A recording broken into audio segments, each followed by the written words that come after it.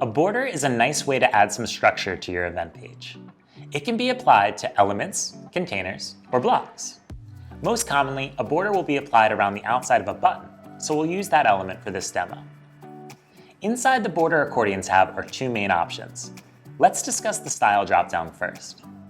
Clicking into the Style dropdown gives you access to applying a solid, dotted, or dashed border to your element or block.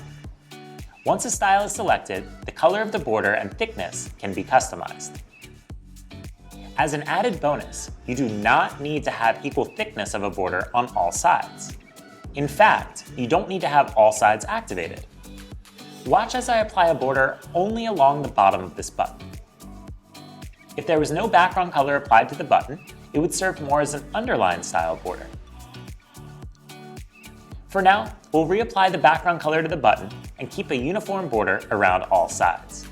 As a finishing touch, a designer can then round the edges of their element or block by inserting a numerical value input in the radius input field.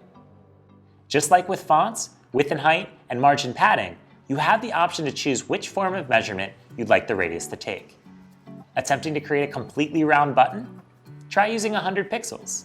One last note, you do not need to have an actual border on your element or block for the rounded edges to take effect. Experiment with radius input without even touching the border portion of the tab. Everything in this tab can also be updated in the mobile and tablet workspaces as well.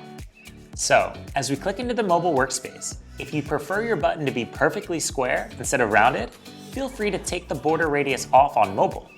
And now, when we click back to desktop, we see that the button remains round in this workspace.